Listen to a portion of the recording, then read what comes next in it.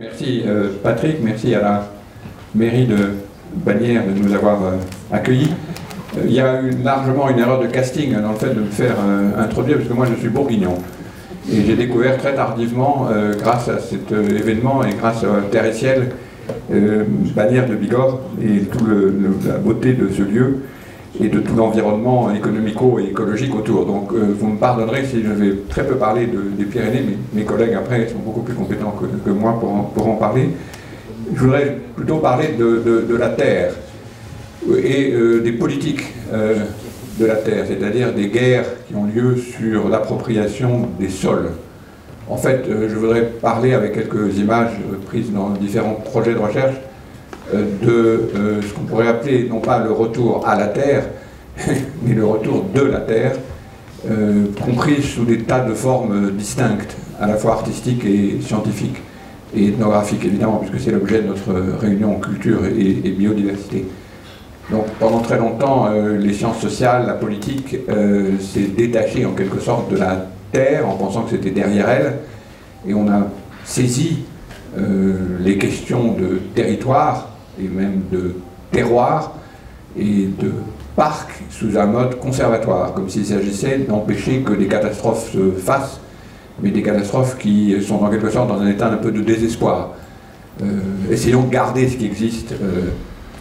De toute façon, le front de modernisation risque de les éliminer complètement, ou va les éliminer, ou les a déjà éliminés.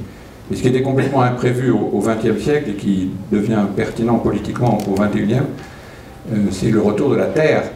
C'est-à-dire que les questions qui paraissaient derrière nous, qu'est-ce qu'on fait d'un sol, comment est-ce qu'on l'occupe, quelle politique, quelle guerre porte-t-on sur ces sols, devient la question politique la plus essentielle. Donc tout ce qui était derrière nous devient en fait devant nous. Et c'est ça qui modifie à peu près toutes les questions de conservation, de patrimoine, de biodiversité, d'écologie évidemment, qui ne sont plus des choses du passé, ou d'un essai de soutenir, patrimonialiser le passé, mais deviennent des questions essentielles sur lesquelles les clivages les plus importants et les guerres les plus importantes de l'avenir vont avoir lieu. Je prends guerre au sens, non pas forcément sanglant, mais au sens d'un désaccord qui n'a pas d'arbitre. J'expliquerai peut-être ce point très rapidement. Donc, j'essaye de montrer quelques exemples, pour expliquer d'où je parle.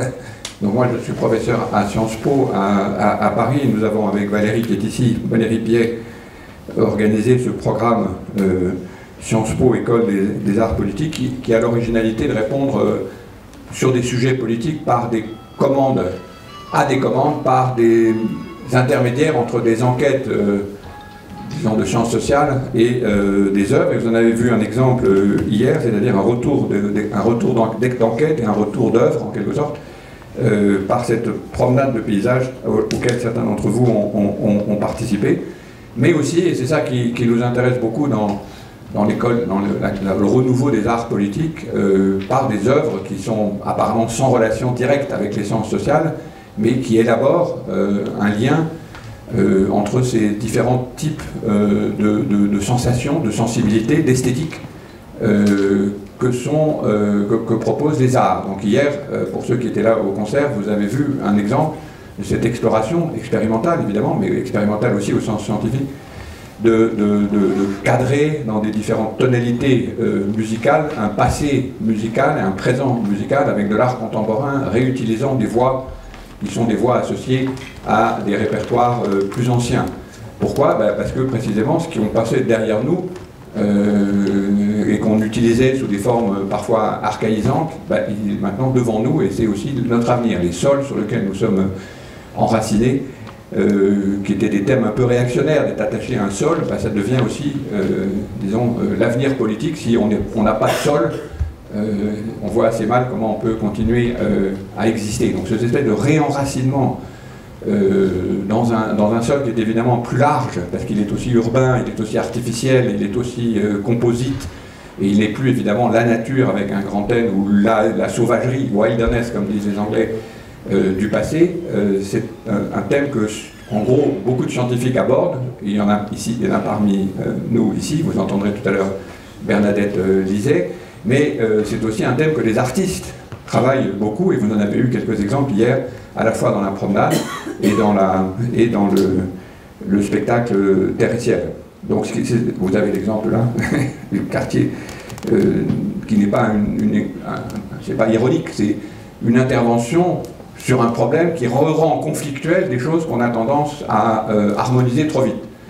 Le thème de mon petit exposé, c'est que lorsqu'on parle des questions écologiques, qui sont maintenant évidemment tenues à la fois par toute une série d'administrations et de dispositifs administratifs dont notre ami Patrick de Georges est un maître, on suppose toujours un peu rapidement que si on parle de nature, disons, on va s'entendre. L'intérêt de ce panneau, c'est de réaccentuer des conflits. C'est-à-dire que, précisément, les questions de nature n'unifient pas. Il n'y a pas de questions concernant l'écologie, concernant le territoire, concernant les animaux, concernant les plantes, concernant les arbres, concernant le climat, évidemment, qui entraînent un agrément, un accord. Au contraire, chaque question entraîne des désaccords beaucoup plus forts et beaucoup plus intenses, beaucoup plus émotionnels aussi, que ceux qu'on avait associés jusqu'ici à la question politique. Et donc ça, c'est une nouveauté un peu, et ça explique aussi la difficulté des différents partis écologiques dans le monde, c'est qu'ils s'attendent à un accord lorsqu'on parle de nature, et ils obtiennent des désaccords, qu'il s'agisse du thon rouge, des baleines, des éoliennes, etc. À chaque fois que vous avez une question de l'ours, pour prendre un exemple que le maire, malheureusement décédé, avait beaucoup travaillé, et dont il avait beaucoup souffert, d'après ce qu'il nous avait dit, à chaque fois vous avez des entités, des affaires, disons, des controverses, pour prendre notre vocabulaire, qui entraînent des violentes disputes. Alors que, on pourrait penser que puisqu'il s'agit d'éléments qui sont extérieurs au monde politique, qui sont dans le cadre, ce qu'on appelait autrefois l'environnement, mais qui justement n'est plus dehors, ne nous environne plus, mais qui est maintenant à l'intérieur de nos dispositifs culturels et collectifs, on aurait pu s'entendre. Puisqu'il s'agit de nature souvent connue par les sciences. La nature, connue par les sciences, entraîne des désaccords. La plus grande des disputes étant évidemment sur le climat, alors qu'il n'y a pas de dispute scientifique, il y a une dispute politique sur cette question. Donc c'est ça c'est le background de ce qui, l'environnement, disons le cadre de ce qui m'intéresse et que je peux introduire sans connaître bien les Pyrénées. Ce qui est intéressant, c'est que tous les gens qui travaillent sur ces questions, qui ont été, disons, soulignées par l'étude de Ralph et de Thierry, c'est que il ne s'agit plus du tout de quelque chose qui serait associé au passé, comme si on était dans une version conservatoire. L'avenir, c'est est-ce qu'on peut subsister sur un sol qui existe encore sous nos pieds. Donc c'est plus du tout une question qui intéresse marginalement, disons, ceux qui souffriraient parce qu'ils ont encore un petit lien avec la campagne, parce qu'ils ont des ancêtres ou des grands-parents encore un peu paysans, ou parce qu'ils trouvent sympathique de pouvoir se déplacer dans les montagnes, mais disons le gros du public, la ville, les gens qui habitent en ville, les gens modernes, les gens branchés, les gens de réseaux mondiaux, etc., ils n'auraient pas à s'en occuper. Les gens qui sont branchés dans des réseaux mondiaux aussi ont besoin d'une terre. Ils ne peuvent pas vivre hors sol. Et donc la question, le retour de la terre, encore une fois, ne mélangeons pas retour de la terre, retour à la terre. Retour à la terre, ça cadre le thème réactionnaire de dire sortons des villes, arrêtons de nous développer, stoppons tous les artifices et revenons à quelque chose qui est généralement un mythe complet de la nature non touchée par l'homme, ce qui n'a pas beaucoup de sens, comme vous le verrez dans quelques minutes. Ça, c'est la version réactionnaire, retour à la terre. Le retour de la terre, avec un grand T, c'est que vient vers nous, dans un avenir extraordinairement proche, avec une rapidité qu'aucun scientifique n'avait jusqu'ici encore anticipée, mais que les scientifiques regardent avec un mélange d'effroi et de terreur. Effroi d'autant plus grand que c'est le public qui s'y intéresse peu, et c'est les scientifiques qui s'en intéressent. Ce retour de la Terre comme obligation pour la politique d'avoir un sol, sans qu'on sache exactement comment il est fait. Donc pour travailler ces questions, c'est mon seul lien avec les Midi-Pyrénées. Donc c'est pour ça que je le signale. Je participe pendant 3 ans avec un Novella de Toulouse à un ensemble de projets au mois d'octobre, l'année dernière, cette année, l'année prochaine, autour des cartographies de controverses. Précisément, on en parlera peut-être parce que, comme les questions de nature n'unifient pas, il faut bien un moyen de déployer les parlements, souvent implicites, portant sur ces questions. Par exemple, Pour prendre une question qui paraît peu dramatique, celui du jus d'ortie. J'en ai bu hier, d'ailleurs, j'ai bu hier du jus d'ortie. J'ai pas trouvé que c'était formidable, d'ailleurs, dans cet admirable buffet que nous avait préparé Spib. Le jus d'ortie m'a pas paru. J'espère que c'est pas le même que celui que je mets sur mes plantes. Mais il y a un conflit sur le jus d'ortie. On n'a pas le droit de le vendre, on n'a pas le droit de le transporter. Il y a des gens qui se disputent là-dessus. Il y a tout un ensemble de politiques autour du jus d'ortie. Ça paraît extraordinaire, mais c'est comme ça. Donc, vous n'allez pas unifier le ministère de l'Agriculture, la question des produits phytosanitaires, les fermiers qui veulent vendre ou au moins simplement distribuer leur jus d'ortie, même ça c'est interdit. Vous ne pouvez pas les unifier. Il faut donc faire une cartographie des controverses qui révèle d'une façon explicite, comme on le fait pour les autres sujets politiques, l'étendue des désaccords. C'est ça qu'on appelle cartographie de controverses. C'est ce qui permet de se débrouiller dans une situation où l'expertise n'unifie plus. L'expertise n'est plus indiscutable. On peut se lamenter en disant l'autorité scientifique, personne n'y croit plus, mais on peut aussi se dire, si, bien sûr, l'autorité scientifique est capitale, mais comme vous le savez, dans toute question médicale aussi bien que écologique, les scientifiques sont souvent partagés, ou quand ils sont unanimes, comme dans le cas du climat, ils sont quand même attaqués par d'autres scientifiques qui ne sont pas spécialistes, mais qui, pour des raisons idéologiques, les combattent. Donc de toute façon, il faut faire des cartographies de controverses. Et l'autre chose que nous avons faite à Toulouse, c'est d'introduire cette année et l'année prochaine un thème qui s'appelle Passion Gaïa. Je vais dire très rapidement ce que c'est que Gaïa, qui rassemble toute une série d'interventions, soit scientifiques, soit artistiques, dont la pièce Gaïa Global Circus, de la musique avec le collectif EOL qui est à Toulouse, un très intéressant projet Micro-Mégapolis, qui est maintenant un livre numérique qui pourrait être très intéressant aussi pour Bagnères, qui est une façon de représenter la ville de Toulouse dans ce qu'elle connaît, c'est-à-dire dans tous les laboratoires et les instruments de sciences et de techniques qui permettent de rendre visible, de cartographier en fait la ville de Toulouse, non pas dans une carte, mais au contraire la ville de Toulouse avec tous les morceaux du cosmos, disons, de sa géographie réelle, qui n'est pas simplement la géographie où elle est en longitude et en latitude, mais l'ensemble des choses qu'elle connaît. Une très très intéressante intervention de Micro-Mégapolis, plus des tas d'autres choses qui pendant 15 jours dans cette ville merveilleuse de Toulouse nous ont occupés. Voilà mon lien avec le Sud-Ouest. Vous m'excuserez de ne pas en savoir plus. Ça c'est la pièce. Juste un point sur cette pièce qui nous avait intéressé, ça vous donne un peu l'idée du concept aussi. C'est qu'est-ce que ça veut dire de jouer maintenant dans un espace où le décor est un des acteurs principaux de l'affaire. Le retour de la Terre, c'est le fait que le cadre dans lequel nous nous trouvions, qui était un cadre stable, les scientifiques l'appellent l'Holocène, c'est-à-dire pendant 10 000 ans il y a eu des variations, mais en fait pas très grandes.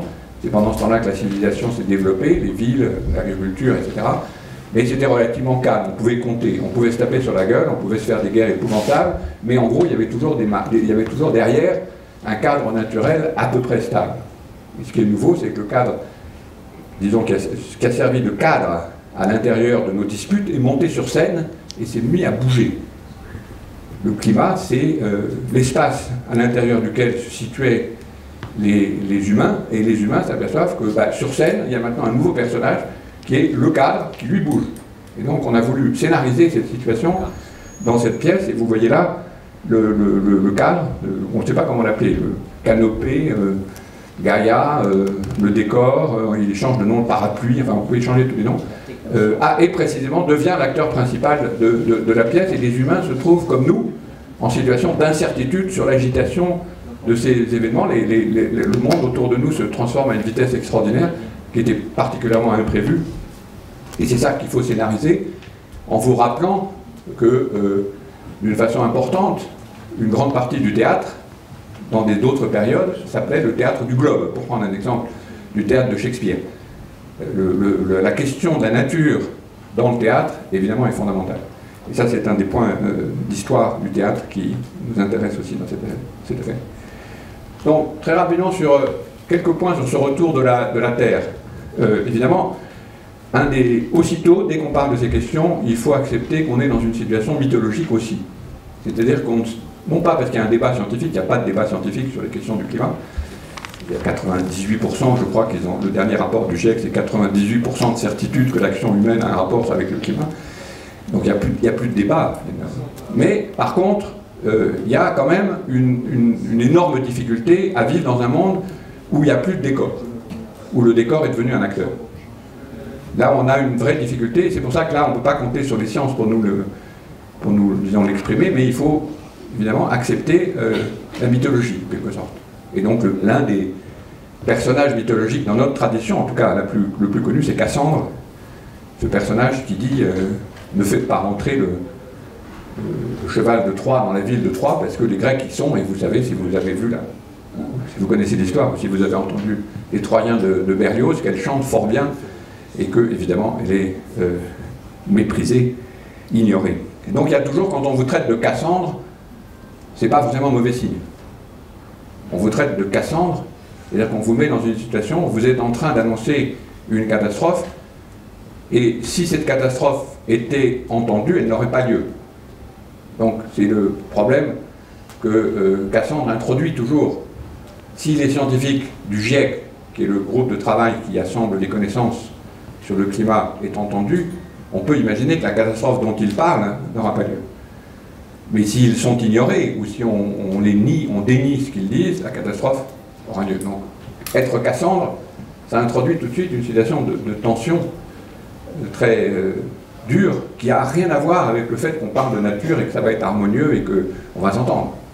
Cassandre introduit aussitôt un conflit, une dureté, qu'il faut accepter d'écouter. Le deuxième terme de ce retour de la Terre, qui est particulièrement intéressant, dont vous avez sûrement entendu parler, c'est le terme d'anthropocène. C'est un terme un peu barbare, mais l'intérêt c'est qu'il a été proposé par des géologues. Les géologues, ce n'est pas forcément des gens très marrants, ce n'est pas des gens dont on attend d'énormes considérations intellectuelles ou philosophiques. Eh ben, ils ont produit quand même le terme philosophique le plus intéressant de la période, c'est-à-dire le terme d'anthropocène, pour décrire une situation qui est la nôtre, dans laquelle nous nous trouvons. Mais comme ce sont aussi des gens précis et des gens extrêmement méticuleux, ils n'ont pas encore décidé. Donc ça aussi c'était quand même intéressant, on ne sait pas où on est dans la géologie. Si vous êtes dans l'Holocène, vous êtes dans une période relativement calme. Si vous êtes dans l'Anthropocène, on est en guerre. Ou plutôt, l'Anthropocène, c'est de dire la force géologique la plus importante dans l'histoire du monde actuellement, c'est les humains. C'est pas moi, c'est pas vous individuellement, c'est nous collectivement. Énorme problème politique. Personne ne sait ce que ça veut dire d'être une force géologique. Et donc dire aux humains, vous êtes une force géologique, c'est à la fois... Il y a des gens qui pourraient dire que c'est assez exaltant d'être une force géologique, parce que ça veut dire qu'on est très puissant, une espèce de Superman. Ça rappelait Superman arrêtant les volcans et les barres. Mais peu de gens, je pense, trouvent formidable de devenir une force géologique. Par contre, c'est aussi un défi politique. Parce que c'est quoi d'être une force géologique collectivement? On ne sait pas trop.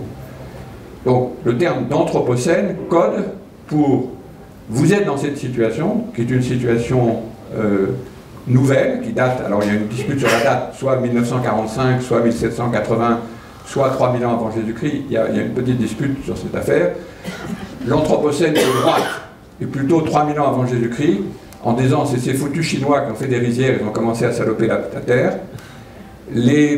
Disons ceux qui sont plutôt centre-gauche disent c'est 1780 parce que c'est le début de la révolution industrielle, en fait c'est l'usage du charbon, et c'est le moment où on peut le tracer très précisément dans les sédiments. Et ceux qui sont un peu plus radicaux mais très embêtés, c'est 1945, où on commence, ce que vous allez voir, on les appelle la grande accélération, et en gros, donc ça se repère avec évidemment la guerre atomique qui est très visible dans les sédiments, et aussi dans la construction d'une infrastructure industrielle démultipliée, et évidemment par la quantité d'humains, l'accélération en termes de population. Il y a plusieurs définitions. Mais ce qui est important, en dehors de la question de la définition, c'est de se trouver dans une situation où il n'y a plus d'environnement.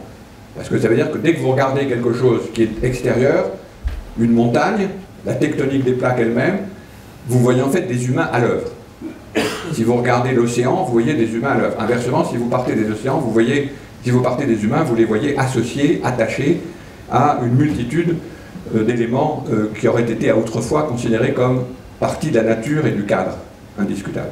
Donc vous voyez, l'anthropocène est un puissant concept, même s'il est dangereux par beaucoup d'aspects, pour essayer de comprendre qu'est-ce que ça peut vouloir dire d'être simultanément dans un territoire, dans un sol, dans une terre, dont vous êtes simultanément l'agent principal de transformation et qui réagit très rapidement à ce que vous faites. Donc c'est plus du tout le fond montagneux derrière une activité humaine. Ça c'est Holocène, ça c'est complètement daté, c'est 20e siècle et les 10 000 ans précédents. Depuis 1945, disent les géologues, hein, c'est des géologues, c'est pas des intellectuels, c'est des géologues. Les géologues disent, depuis 1945, on est dans un autre monde où, quand vous regardez dehors, vous voyez des humains à l'œuvre à travers les montagnes, comme force géologique, à travers les océans, comme sédimentation. 75% de l'eau des rivières et des fleuves n'arrive plus à la mer, par exemple. Voilà un des indicateurs de ce comité. C'est quand même colossal. La plupart, évidemment, de l'azote est entièrement d'origine industrielle. Et si vous mettez l'ensemble des activités humaines, industrie et agriculture, vous obtenez quelque chose qui est de l'ordre, le calcul est évidemment un peu grossier, mais en termes de mégajoules, de la tectonique des plaques. Donc si vous dites, mais comment nous, les humains, évidemment, moi tout seul, je ne suis pas une force géologique, mais nous, collectivement, avec nos commensaux, notre agriculture et notre industrie, nous sommes une force comparable à la force de la tectonique des plaques. Et ça, c'était vrai avant 1945, mais petit.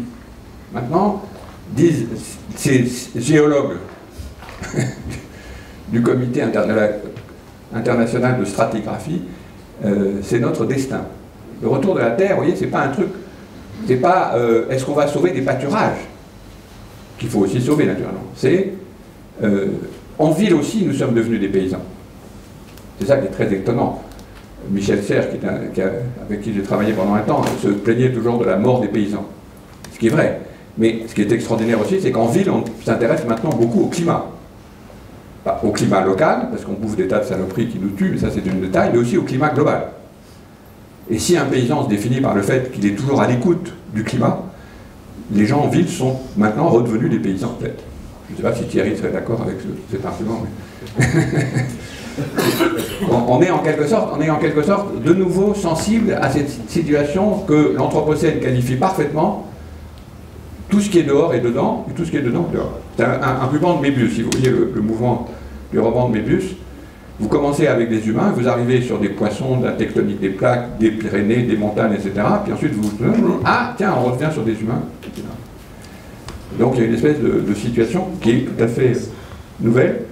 Et voilà le diagramme de Stephen et de ses collègues qui définit l'Anthropocène, c'est-à-dire ce qu'ils appellent la grande accélération. Vous avez, en gros, c'est un calcul de l'impact des humains sur la Terre. C'est ça qui qualifie l'Anthropocène.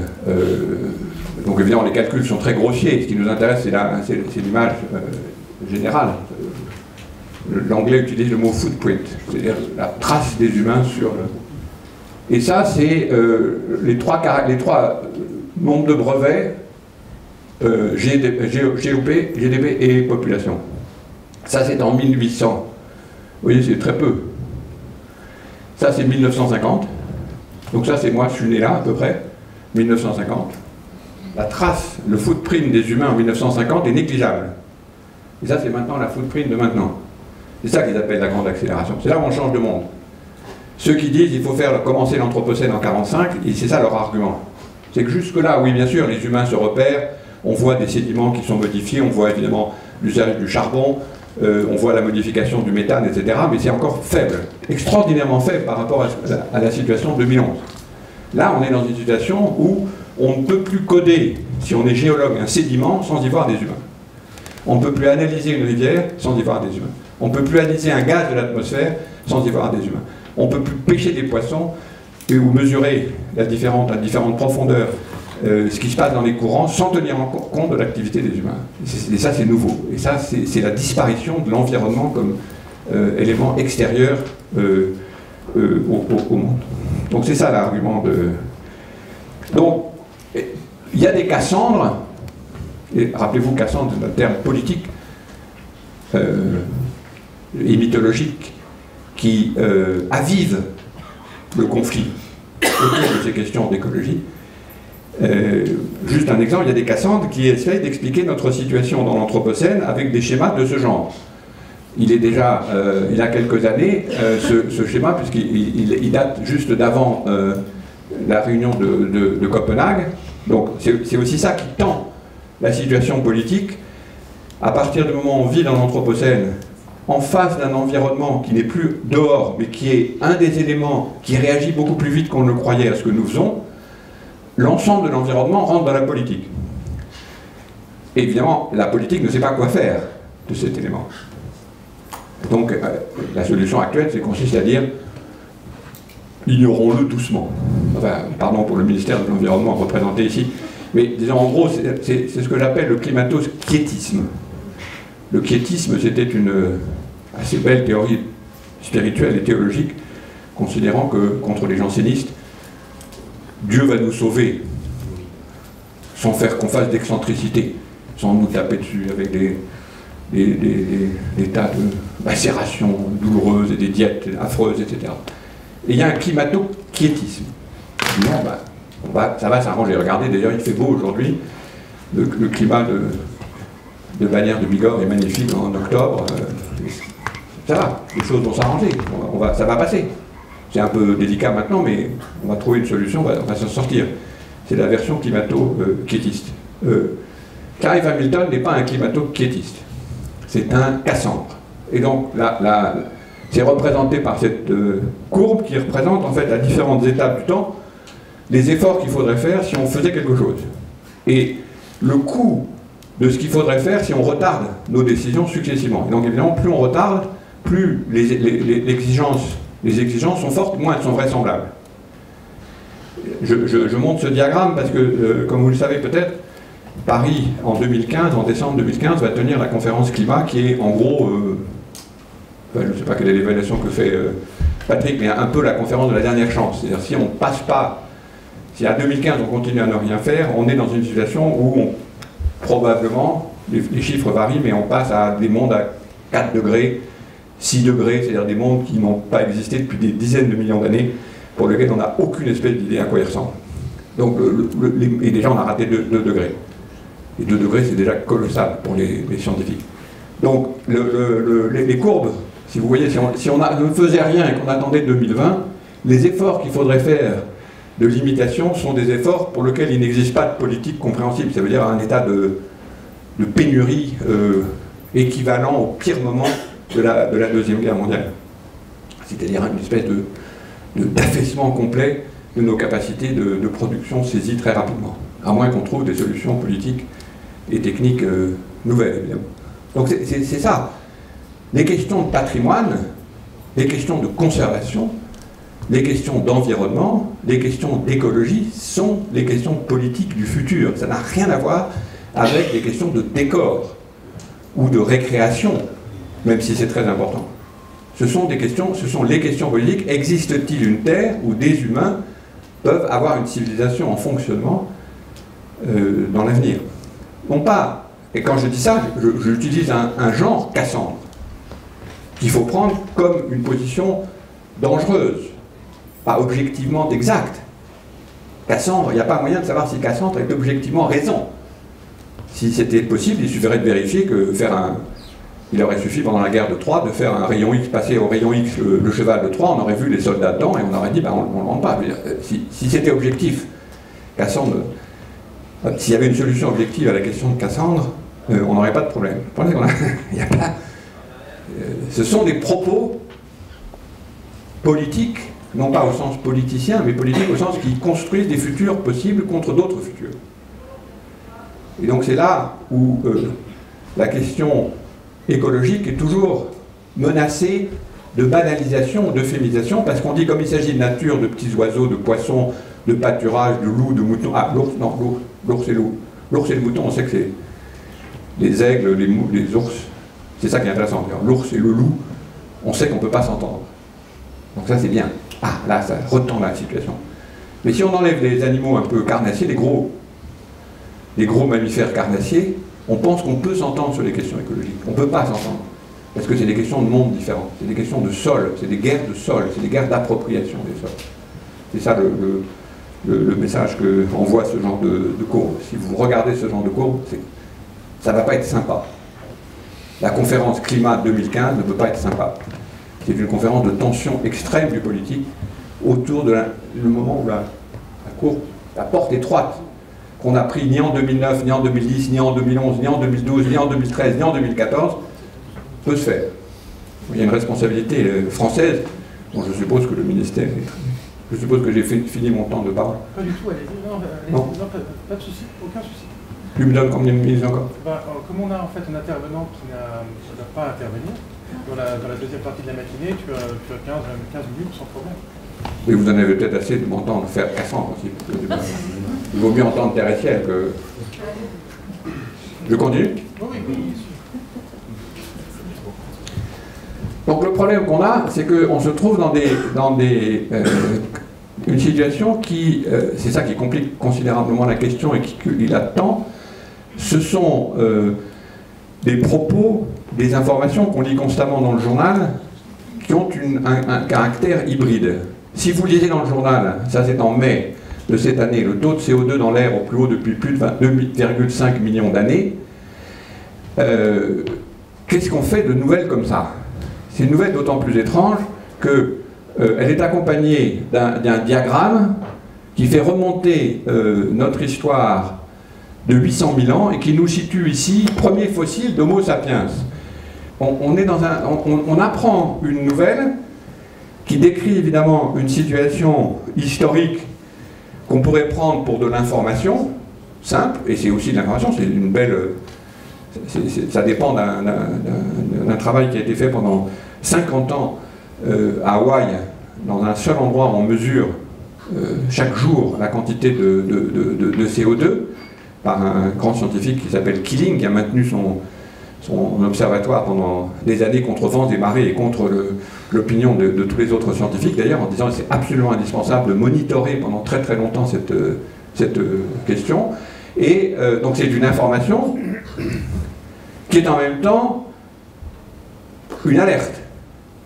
Parce que si nous avons passé le seuil de 400 ppm, c'est-à-dire par million de gaz carbonique, ça veut dire qu'il n'y a pas eu d'événement de ce genre depuis 800 000 ans. Qu'est-ce que c'est que d'être dans une histoire dans laquelle vous êtes obligé d'absorber 800 000 ans? Avec le nucléaire, on avait une histoire prospective, il fallait absorber des déchets. L'histoire des déchets nucléaires nous poursuivait, disons, pendant des centaines de millions d'années, milliers d'années, mais parfois de millions d'années, pardon, centaines de milliers d'années, parfois par millions d'années. Mais d'abord, c'était limité au nucléaire, on croyait vaguement qu'on avait une solution technique, enfouissement, etc. On se disputait dessus, mais disons en gros, on pouvait à peu près le mettre sous le tapis. Ce qu'on fait admirablement, d'ailleurs, tous les gouvernements jusqu'ici. Tandis que là, il s'agit d'un événement qui a déjà eu lieu, ça c'est aussi une surprise, on a déjà passé ce cap, on est à l'intérieur de cet événement et il est global. Donc on a une information sur une situation à l'intérieur duquel on se trouve, d'un événement immensément ancien qui a déjà eu lieu et qui en plus est une alerte. Et on le lit comme une alerte, mais on ne sait pas ce qu'il faut faire. Donc c'est une alerte qui nous rend impuissants. Qu'est-ce que vous faites devant un événement qui n'a pas eu lieu depuis 800 000 ans, qui est collectif? Vous êtes complètement démunis. Et une grande cause d'ailleurs de toutes ces querelles autour de l'écologie, c'est qu'on ne sait pas quoi faire. Qu'est-ce que vous faites si on vous dit que vous êtes une force géologique qui fait des événements qui n'ont pas eu lieu depuis 800 000 ans? Ça ne vous encourage pas à les manifester. Vous pouvez manifester dans la rue en disant plus jamais ça, pas de 800 000 ans, mais vous auriez l'air ridicule. Vous êtes dans une situation d'impuissance à cause de l'énormité du problème politique lui-même. Et ça, c'est quelque chose de tout à fait nouveau, qui est à la fois décourageant pour les politiques, et on comprend très bien qu'ils essayent toujours de mettre ces questions de côté, parce que qu'est-ce que vous faites? Comment repolitiser? Comment rendre de nouveau sensible une action à des échelles de ce type? Le sol, c'est là l'intérêt d'essayer de comparer le caractère local et le caractère global. Le sol, si on utilise le mot sol pour définir un terroir ou un terrain ou un territoire, et la terre avec un grand T, elles sont liées naturellement, mais ce n'est pas tout à fait les mêmes capacités de politisation. J'emploie politisation au sens positif, bien sûr. Et ça, c'est ça le problème de ce type de nouvelles qui nous tombent dessus constamment et qui sont intermédiaires entre des informations à propos d'un événement lointain qui nous intéresse, Et vous pouvez imaginer très bien qu'on a une nouvelle de ce type. On a trouvé un nouveau fossile, la semaine dernière d'ailleurs, on a trouvé un nouveau fossile qui rétablit un peu d'ordre dans le caractère buissonnant des Homo sapiens. On nous dit ça, ça nous intéresse, mais c'est distant. Parce que là, c'est un événement qui est beaucoup plus ancien, mais qui n'est pas distant, puisque c'est aussi une alerte. Vous voyez, ce sont des êtres qui sont hybrides entre scientifiques, au sens objectif détaché, et politique, au sens de alerte qui nous concerne directement. Enfin, quand je dis directement, c'est aussi indirectement, puisque c'est les humains qui ne sont pas organisés politiquement en gros. Donc ce n'est pas des humains non plus repérables. Et c'est ça qui décourage aussi. Est-ce que c'est des États? Est-ce que on n'a pas de corps politique qui correspond à des nouvelles de ce type, et néanmoins on les reçoit dans l'estomac en permanence dès que vous ouvrez le journal, et il y a 15 jours avec le nouveau rapport du GIEC. Qu'est-ce que vous faites du rapport du GIEC qui dit on est sûr à 95% que ce sont des inactivités humaines, et bientôt on va voir dans quelques mois l'annonce de ce qui nous attend pour les mois à venir, et les gens qui disent ça dans Maldives, bah, ils disent ça, c'est pas de l'information scientifique. C'est de l'information scientifique, oui, sur la disparition de l'endroit où ils sont. Donc, je ne sais pas si vous avez vu dans le journal, hier, il y a une personne qui a demandé à être réfugié climatique pour la première fois, le statut de réfugié en fonction du fait que son île disparaissait sous les eaux. Et les Nouvelles-Zélandais ne savaient pas trop quoi faire de cette... parce que si vous êtes persécuté par des terroristes, ça marche, mais si vous dites j'avais un pays puis j'ai plus de pays parce qu'il est sous l'eau, est-ce que ça c'est un statut de réfugié? Les juristes néo-zélandais travaillent cette question sérieusement. Alors, dans une note un peu plus positive, qui nous intéresse maintenant plus directement et qui a un rapport avec ce que nous essayons de construire ici, si ce sont des propos intermédiaires entre des informations désintéressées et lointaines et des alertes intéressées, intéressantes et qui nous mobilisent, il faut s'ajuster. C'est-à-dire qu'il faut trouver des formes de débat, des formes de représentation qui correspondent à ce caractère hybride. Alors, on va en parler toute la journée sur le cas ici, donc j'ai l'impression que je ne connais pas suffisamment, donc c'est pas de ça dont je vais parler, mais d'une expérience qu'on voudrait essayer de poursuivre l'année prochaine à la Novella à Toulouse, et évidemment en 2015 à Paris, j'espère on continue, qui consiste à croiser le type d'assemblage permis par les modèles des scientifiques et le type d'assemblage permis par les assemblées politiques. Pourquoi ce mélange? D'abord, pour une raison, c'est que le GIEC, donc le groupe qui assemble les connaissances sur le climat, est déjà un hybride. Ce qui est d'ailleurs la raison pour laquelle il a été critiqué par les climato-sceptiques. Parce que c'est des scientifiques faisant la recension de tous les articles paraissant sur le sujet, mais il y a aussi une dimension nationale très importante, puisque chaque page est relue attentivement par les représentants de chaque pays, de tous les pays. Donc c'est déjà une assemblée, c'est pour prendre une expression que j'avais proposée il y a quelques années, un parlement des choses. C'est déjà un parlement c'est le parlement du climat. Alors il représente plutôt les scientifiques, mais le troisième volume qui va paraître en mai, qui sont perspectives économiques sur l'évolution du climat, c'est clairement politique, et dans le bon sens du terme. Ils disent c'est des scénarios. Bannière de Bigorre relativement protégée contre la montée des eaux, mais Paris déjà, des parties de Paris se posent assez sérieusement la question. Donc là on a déjà des assemblées hybrides. Ce qui nous intéresse dans cette affaire, c'est que quand on regarde la façon dont les modèles climatiques sont construits, ils assemblent chaque fois de nouvelles variables, ils compliquent le modèle, ce qui pose plein de problèmes à l'intérieur des modèles, évidemment. Il est de plus en plus réaliste, le modèle est de plus en plus réaliste, mais aussi de plus en plus complexe. Or, une assemblée politique des parties prenantes aux questions climatiques, ça ressemble aussi à ça. Si vous avez les défenseurs de l'ours qui rentrent dans une discussion, ou au contraire, les éleveurs, certains éleveurs contre et certains éleveurs pour, vous modifiez considérablement la situation. Donc, vous avez un rapport qui est très très compliqué à construire, non pas en disant, vous les scientifiques, vous construisez votre modèle et vous nous dites un peu ce qui va se passer, et puis nous ensuite, les politiques, on va discuter, parce que c'est pas comme ça que ça marche, puisque même si les scientifiques sont d'accord, de toute façon on ne les écoute pas, dans beaucoup de sujets. mais d'essayer de faire ces assemblées hybrides. Ici, dans les Pyrénées, vous connaissez bien la question avec les innombrables débats qui ont lieu sur l'ours. Mais si vous êtes avec, sur le thon rouge dans les Méditerranées, vous retombez aussi sur ce genre de situation hybride.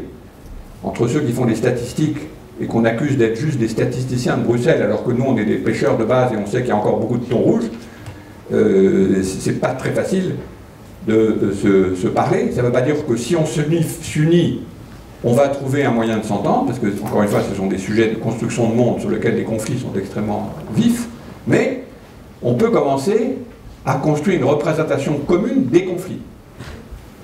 Si je m'ajoute, moi, comme éleveur, ou si je m'ajoute, moi, comme pêcheur, à la construction d'un modèle concernant la quantité de poissons ou le nombre d'agneaux mangés par les ours, je peux commencer non pas à obtenir un accord, mais obtenir un paysage commun de désaccord. Et ça commence à ressembler à de la politique, sérieusement, ou ce qu'on appelle dans notre jargon à une cosmopolitique, parce que c'est une politique à propos d'être du cosmos, qui avant était hors du politique. La politique, c'est pour les humains, la cosmologie, c'est en dehors des humains. La cosmopolitique, c'est les deux ensemble. C'est une autre façon de parler de l'anthropocène. Donc c'est ça qui nous intéresse dans la représentation des modèles, et l'analyse des modèles, c'est juste quelques exemples, est extrêmement intéressant. Vous voyez, là, c'est un modèle. On commence avec juste de la pluie et du CO2 et on finit avec les nuages, la production industrielle, la végétation, etc., les circulations des océans. Et à chaque fois, on complique le modèle. On le rend aussi plus compliqué à analyser. Et on le rend aussi plein de biais. Et donc la dispute scientifique à l'intérieur, je ne parle pas de la méga dispute sur le climat qui n'existe pas, mais à l'intérieur des modeleurs, on dit, des modélisateurs, pardon. Modeleur, c'est bien aussi. Modeleur, c'est mieux même. Ça existe, modeleur? Pardon? Ça veut dire autre chose. Ça veut dire quoi, modeleur? C'est celui qui fait les moules pour faire les pièces de fauteuil. Eh oui, mais c'est bien aussi. Pas les modèles, il fait les moules. Eh oui, mais moule et modèle, c'est le même mot, donc on peut jouer quand même un peu avec les deux. Participe à l'élaboration du moule. Ah bah voilà, il fait un modèle pour faire son moule. Eh ben c'est bien, c'est lié. D'accord. Enfin, modélisateur, non.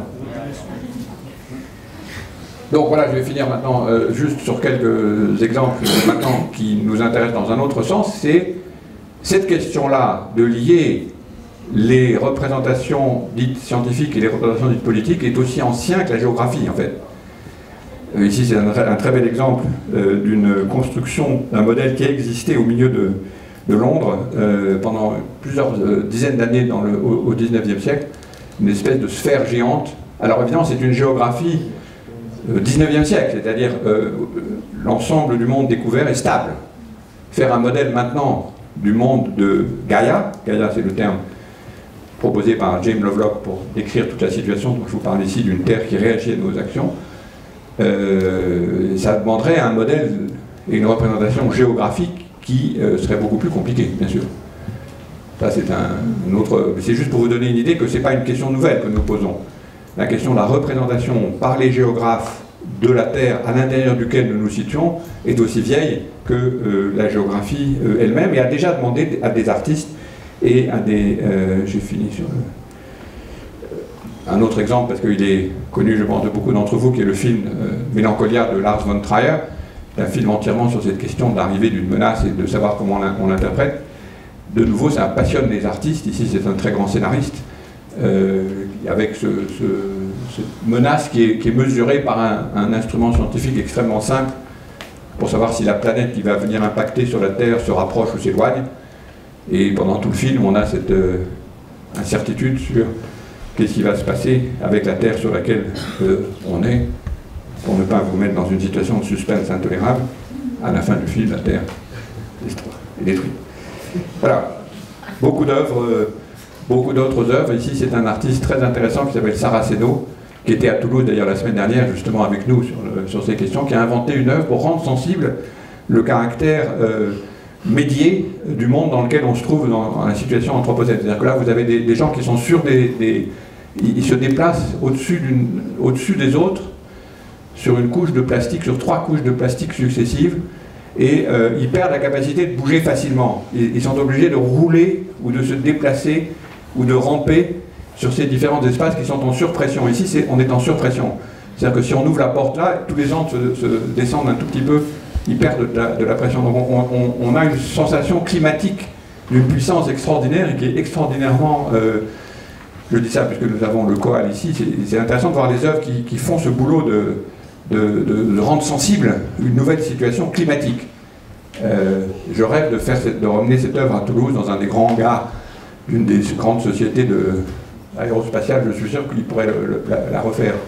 C'est très impressionnant de se sentir, de rendre sensible le médium que vous considériez comme évident va pouvoir bouger. Maintenant, on ne peut plus bouger, on est obligé de négocier en quelque sorte. Et chaque fois qu'il y a quelqu'un d'autre dans l'enveloppe, ça modifie la façon dont vous déplacez. Si vous êtes tout seul dans l'enveloppe, vous ne pouvez plus vous en sortir parce que vous êtes enfoncé dans le plastique. Une œuvre tout à fait extraordinaire. Voilà, je parlais bien assez longtemps. Donc l'idée c'est que si nous nous trouvons dans une nouvelle situation politique, on a besoin aussi de nouvelles formes d'art. Pourquoi? Parce qu'il y a deux esthétiques au moins, plutôt trois. Il y a une esthétique au sens des scientifiques, c'est-à-dire quels sont les instruments qui nous rendent sensibles à des événements invisibles sans eux. Et évidemment, le grand intérêt de toutes ces questions écologiques, c'est qu'elles sont impossibles à se représenter sans des scientifiques. C'est d'eux que nous apprenons ces transformations climatiques. On aurait pu évidemment interroger notre voisin, le jardinier, nos grands-parents, etc. Mais on n'aurait jamais été vraiment sûr de ce qu'ils disaient sur le changement climatique.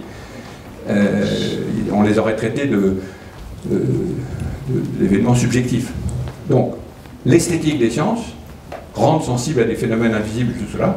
L'esthétique des arts, et ça c'est leur boulot, comme le fait Saraceno et beaucoup d'autres, de rendre sensible la situation dans laquelle on se trouve, parce qu'on n'a pas le dispositif psychologique et sentimental pour aborder les questions de la Terre. On l'a un peu pour le sol, mais même ça on sait combien c'est difficile. La Terre avec un grand T qui vient à nous et qui est un être à l'intérieur du monde politique, on n'en a pas. On ne sait pas comment faire, on n'a pas d'équipement sensible. Et le troisième esthétique, c'est évidemment celle au sens technique et propre de la politique, c'est-à-dire les techniques de représentation. Et là, on sait qu'on n'est quand même pas très bien équipé en technique de représentation. Représenter des événements aussi compliqués que la conférence du climat, rappelez-vous Copenhague ou Doha, c'est des situations dans lesquelles on sent qu'on n'a pas l'instrument qui permet de représenter, de rendre sensible la politique à l'échelle nécessaire.